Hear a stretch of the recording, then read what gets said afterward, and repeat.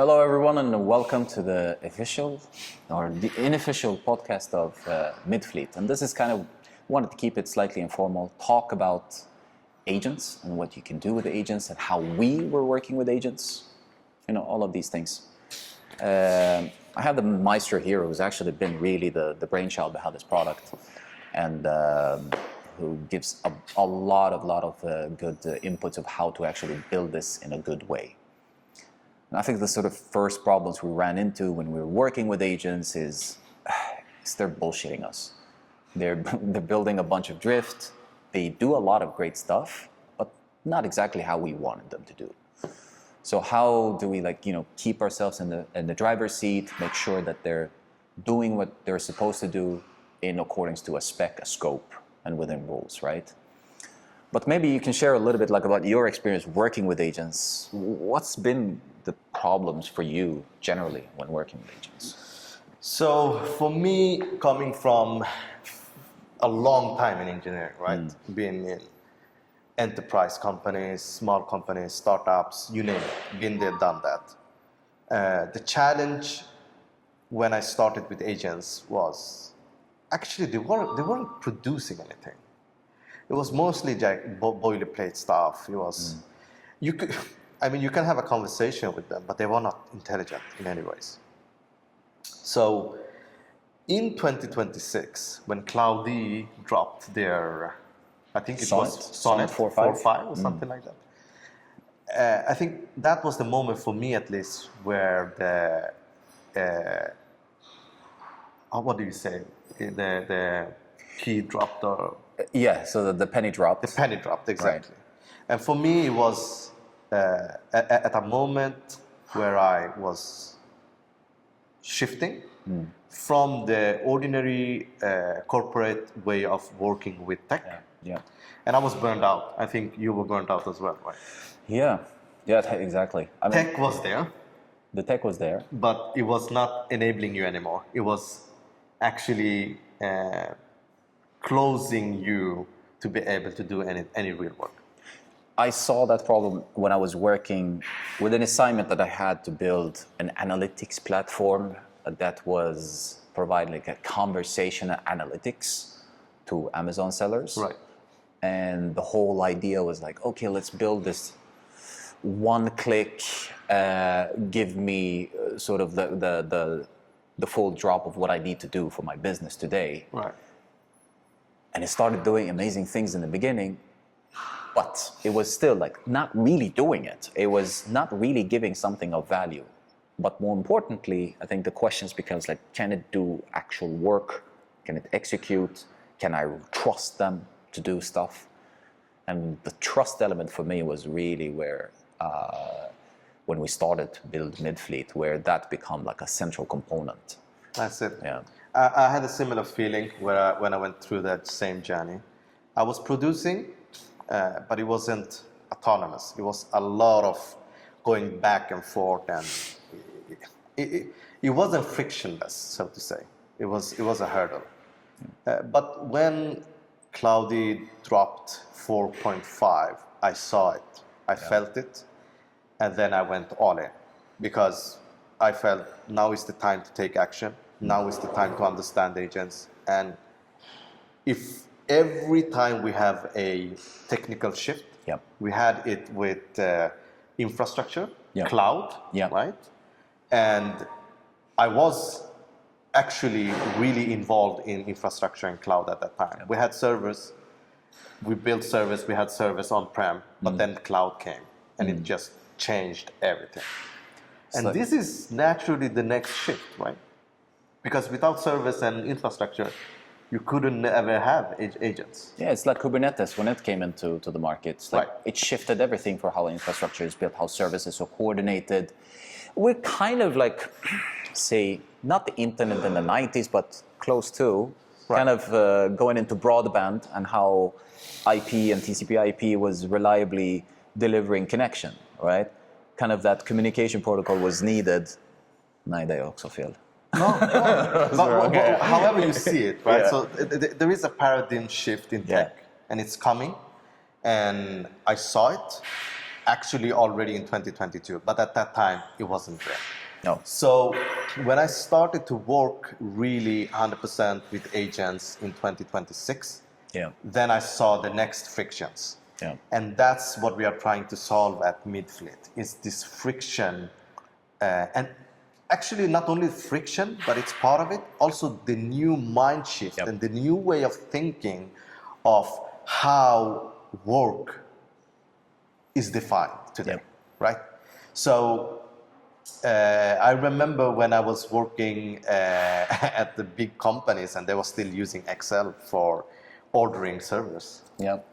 While I also was working in a big enterprises where you could just make an API call and you can have your server up and running in seconds. Yeah.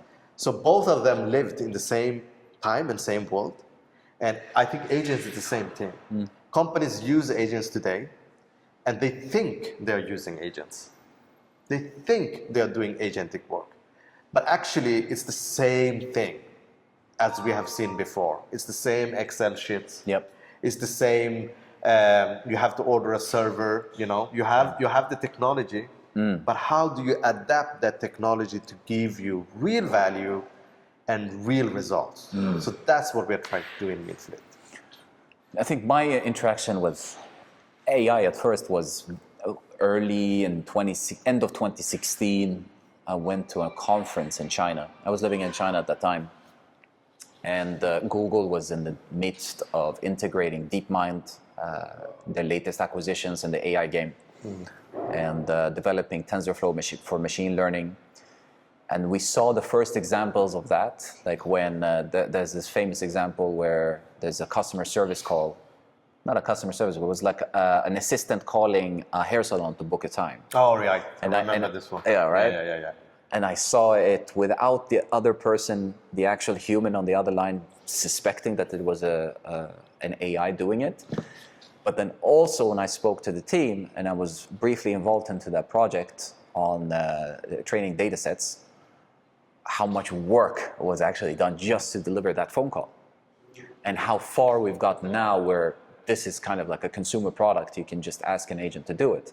But when there's like longer workflows or more complex work, I saw the evidence, like when we're now building and asking Codex, for instance, to do something, the evidence is not there really. No, It's just, not. you have to force it sometimes to actually deliver the evidence that you need. And I think this is kind of where Midfleet comes in, where we needed to set the rules for the game, for the work that needs to be done, and to force agents to deliver that evidence. And, I think also an early issue that I faced when I was working with agents, I was actually having, on my screen, I had 5 terminals where I was copy-pasting. And this was, we are talking about like 6 months ago, right? So just the speed of how fast this is going, I would say 6 months is like 3 years in how it was in technology before. Because I was copy-pasting. And now with Midfleet, you can see the agents communicating with themselves from one place, from one place without me telling them anything. So they are just communicating. And we are not talking about sub-agents here. We are not talking about Cloudy or Codex, you know, whatever model, OpenAI 5.5 or Sol or whatever. I'm talking about multi-models with multi-providers. You can have Kimi in one side, you can have Grok on another side, you can have whatever agents you want and models you want, and they're communicating with each other. In the same way, even. Like, it's become like just irrelevant what model is in there. It doesn't really matter. No. It's I mean, you have the models, but what we are trying to achieve and do is say to Midfleet, hey, this is what you got.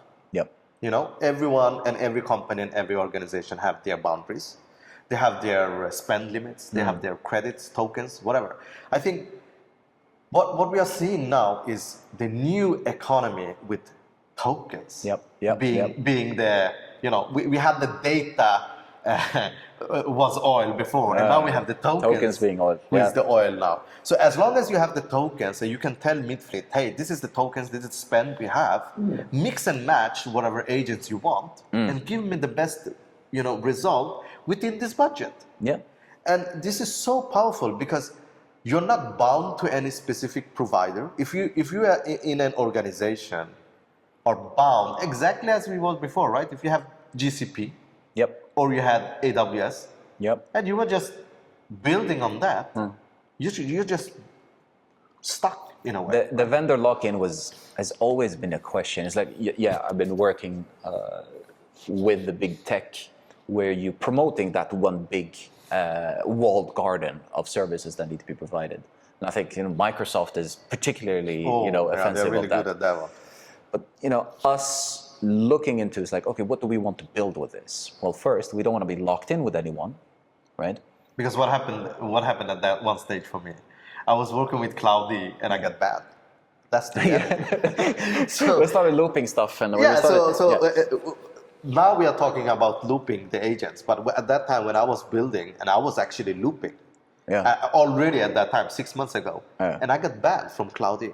And you know what? It was really good that I got banned. Yep. Because that's what shifted my mindset of looking at models and providers. And how they would do work. Yeah. Because, you have the policies, you have all of these things, and this is a cool thing with Midfleet, you can take those as rules, like don't do this to break this. Or is it another provider that maybe allows you to do this that this provider doesn't? Exactly. Right? So how can we switch it quickly without rebuilding the entire infrastructure to do it? That's it. Right? That's one of them. Uptime, for me as a CEO, is like uptime is super important. I want the service to be available to everyone at all times, right? But if I'm banned because of policy, I saw this one time when I was working with Google Ads for a time, and there was a strike of a policy of one of our biggest customers, right? And one down hour for them was like a $500,000 or something like this, massive amount of dollars because it's a revenue generating item. And this is the same thing with agents. Say that they're working on something, they're selling something, or anything that is revenue generating. A downtime of an hour for a FTSE 500 company. What does that actually mean in revenue? Right. Exactly.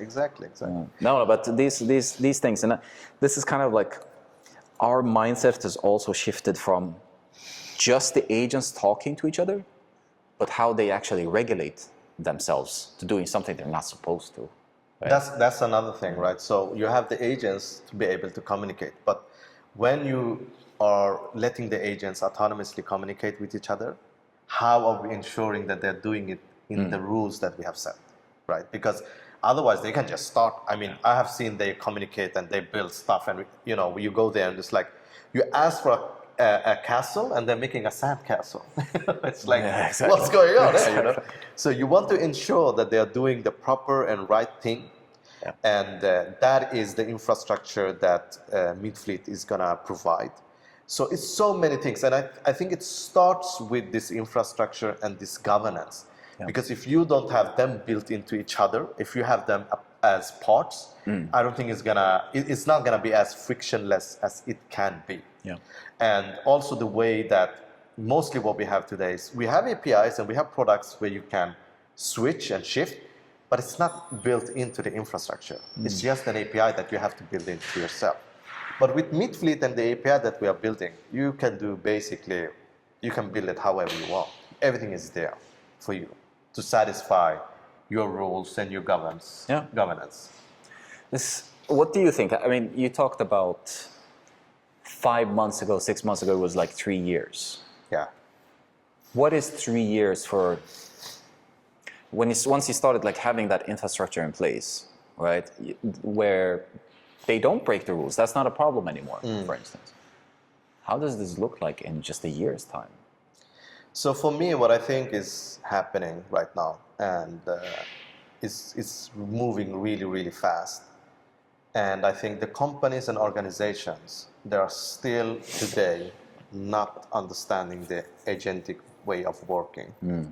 They're going to be behind because, I mean, we're going to come to a point where the models are cheap. Right? You see what Kimi did with K3. Commoditized it, Yeah. And I've talked about this. I see models living in a laptop or in a server that you just download and open source, and then you run it. So when that happens, then the next question becomes, you're going to have these models and you're going to be able to scale them up as you want. Right. And you can scale them down as you want, right? Right. But how much of this knowledge and experience does the organizations and businesses have? And how are they able to use this for their benefit, Right. to be able to give the results that they want? Because they are today still stuck. I was leaving enterprise 2 years ago. And today still they are talking about pilots. And this is kind of where they get stuck. Yeah. It's just a pilot mode.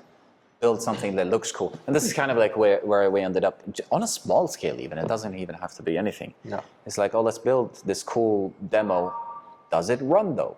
Does it take actual customer interaction, user interaction, whatever it is? But, you know, again, it sort of was a model problem that we see it. It was a model problem where the reasoning was a problem, maybe it drifted too much, etc. The context compacting was, you know, limited. And now we have what we see as an infrastructure problem. Yeah. Right? And that infrastructure problem is really interesting. It can be a very simple thing to look at in the way that a Kubernetes was like when it came in and sort of simplified things for how services are coordinated. Yeah, but... And also the thing is that I'm looking at the agentic world in terms of you as a person or a company who has the most knowledge and experience of working with agents and agentic way of working is the one who's going to come ahead. Because this is paradigm shift, this is a new technology, and what it does actually has never happened in the history before is that it is giving the power to anyone.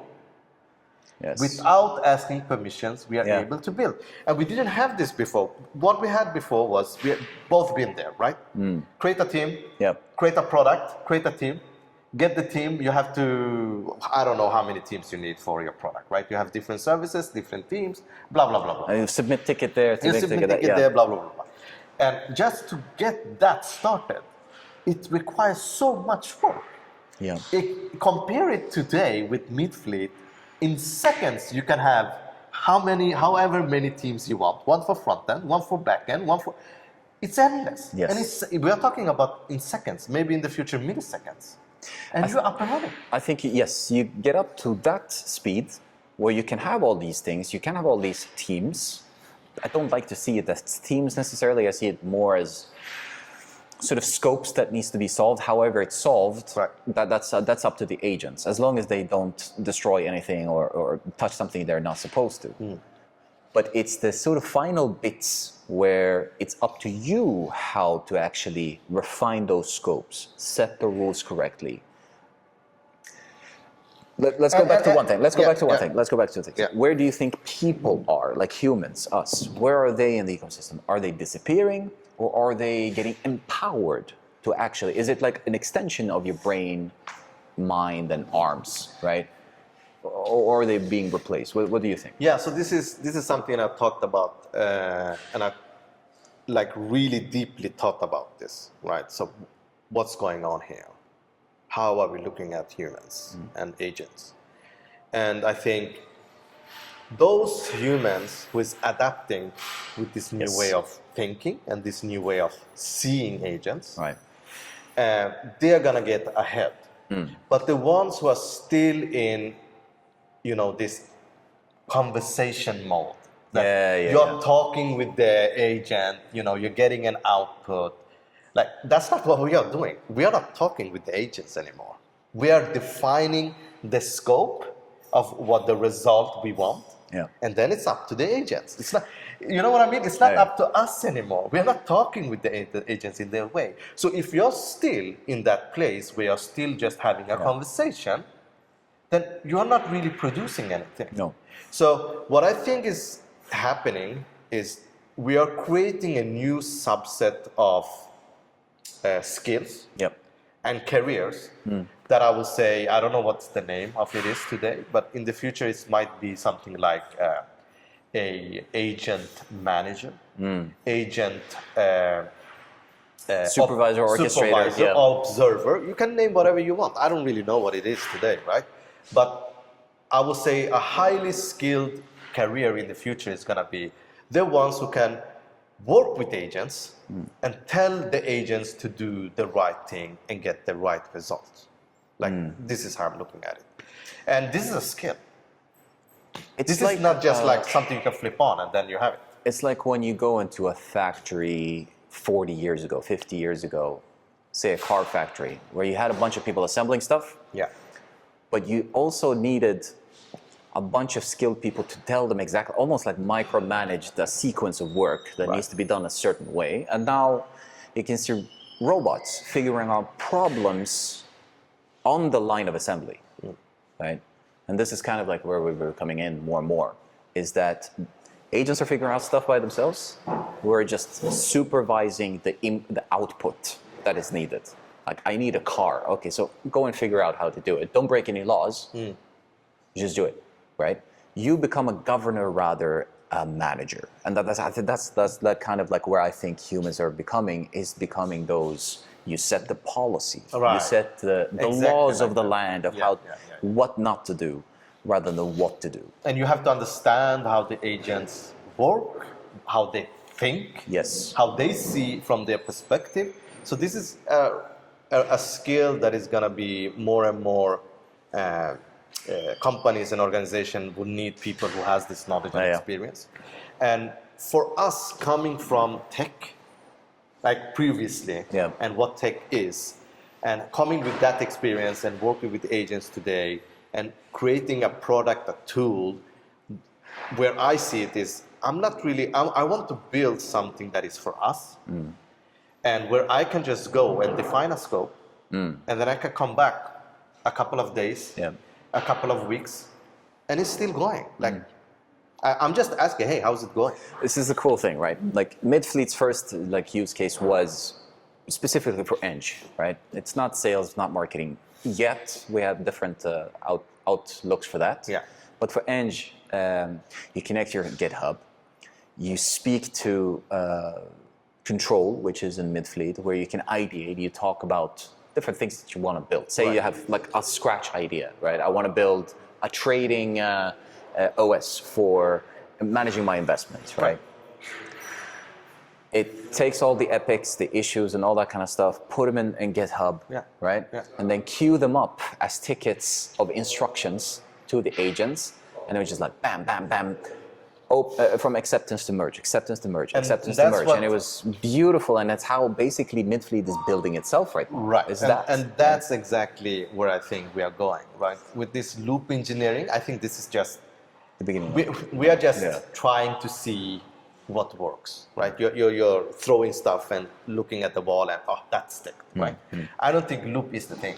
I think that's what we are talking about today, loop engineering. In 3 months, we are talking about something else. For us at Midfleet, and for me specifically, it's just you tell the models and the agents, this is the sequence of work we want. That's it. Like, you have epics, exactly as Ahmed said, and then you put them in a queue, and then it runs one by one by one. And the agents are intelligent and smart enough to understand, okay, this is, the epic that we got, but we got gaps that we need to fill, so we need to create depending epics on that. So it's totally new way of working. I think we can go on forever. Let's stop there. But like as like final remarks, what would you say is the sort of most important thing, at least for me, was that this is not plug and play. This is something you need to actually build over time. It doesn't come like this, right? You can't build a reliable internet connection like this. You can set up and all that kind of stuff, but you need to have the reliability of the infrastructure behind it that's built, right? And I think that's kind of the closing remarks, is that it's still a work in progress. Work in progress. We're at a place where Midfleet is sort of building itself, and we're figuring out where our position into this as governors, as allows us to be more executive-like rather than do this, do that. Right? Absolutely. And I think that's the most exciting part of the development that's happened so far. Absolutely. Okay. Thank you, man. All right. Right. See you That'll guys. be it. Thank you. Bye. Perfect.